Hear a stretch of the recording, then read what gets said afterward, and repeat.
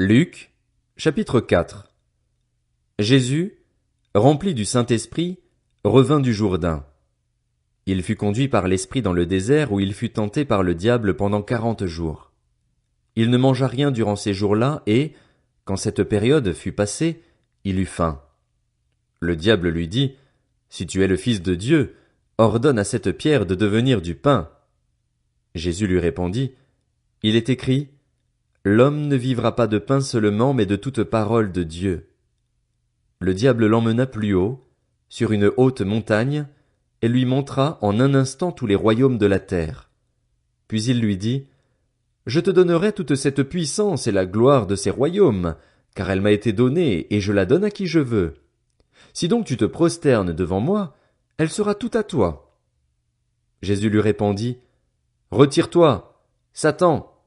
En effet, il est écrit, c'est le Seigneur, ton Dieu, que tu adoreras et c'est lui seul que tu serviras. » Le diable le conduisit encore à Jérusalem, le plaça au sommet du temple et lui dit, « Si tu es le Fils de Dieu, jette-toi d'ici en bas, car il est écrit, il donnera, à ton sujet, ordre à ses anges de te garder, et ils te porteront sur les mains, de peur que ton pied ne heurte une pierre. » Jésus lui répondit, « Il est dit, tu ne provoqueras pas le Seigneur, ton Dieu. » Après l'avoir tenté de toutes ses manières, le diable s'éloigna de lui jusqu'à un moment favorable.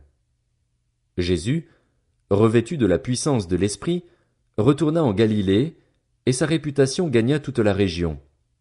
Il enseignait dans les synagogues et tous lui rendaient gloire. Jésus se rendit à Nazareth où il avait été élevé et, conformément à son habitude, il entra dans la synagogue le jour du sabbat. Il se leva pour faire la lecture, et on lui remit le livre du prophète Ésaïe. Il le déroula et trouva l'endroit où il était écrit « L'Esprit du Seigneur est sur moi, parce qu'il m'a consacré par onction pour annoncer la bonne nouvelle aux pauvres. Il m'a envoyé pour guérir ceux qui ont le cœur brisé, pour proclamer aux prisonniers la délivrance et aux aveugles le recouvrement de la vue, pour renvoyer libres les opprimés, pour proclamer une année de grâce du Seigneur. » Ensuite, il roula le livre, le remit au serviteur et s'assit.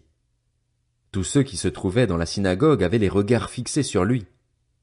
Alors il commença à leur dire, « Aujourd'hui cette parole de l'Écriture, que vous venez d'entendre, est accomplie. » Tous lui rendaient témoignage.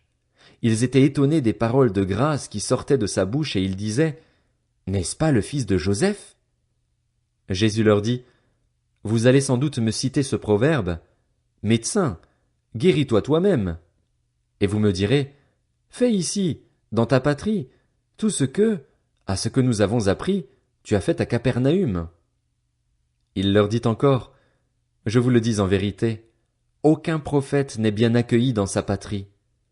Je vous le déclare en toute vérité, il y avait de nombreuses veuves en Israël à l'époque d'Élie, lorsque le ciel a été fermé 3 ans et 6 mois et qu'il y a eu une grande famine dans tout le pays. Cependant, Élie n'a été envoyé vers aucune d'elles, mais seulement vers une veuve de Sarepta, dans le pays de Sidon. Il y avait aussi de nombreux lépreux en Israël à l'époque du prophète Élisée, et cependant aucun d'eux n'a été purifié, mais seulement Naaman le Syrien. Ils furent tous remplis de colère dans la synagogue, lorsqu'ils entendirent ces paroles. Ils se levèrent, le chassèrent de la ville et le menèrent jusqu'à un escarpement de la montagne sur laquelle leur ville était construite, afin de le précipiter dans le vide. Mais Jésus passa au milieu d'eux et s'en alla.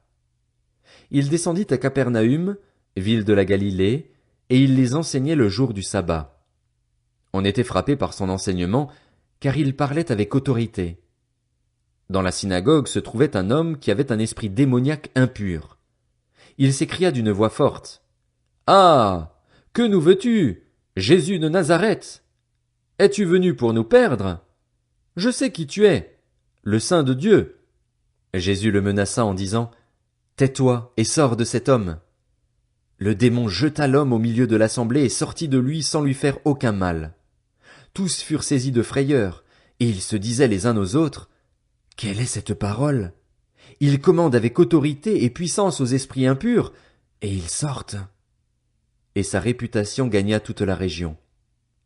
En sortant de la synagogue, il se rendit à la maison de Simon. La belle-mère de Simon avait une forte fièvre et on lui demanda d'intervenir en sa faveur. Il se pencha sur elle, menaça la fièvre, et la fièvre la quitta. Elle se leva immédiatement et se mit à les servir. Au coucher du soleil, tous ceux qui avaient des malades atteints de diverses maladies les lui amenèrent. Il guérit chacun d'eux en posant les mains sur lui. Des démons aussi sortirent de beaucoup de personnes en criant et en disant « Tu es le Messie, le Fils de Dieu !» Mais il les reprenait sévèrement et ne leur permettait pas de parler, parce qu'ils savaient qu'il était le Messie. Quand il fit jour, il sortit et se retira dans un endroit désert. Une foule de gens se mirent à sa recherche et arrivèrent jusqu'à lui.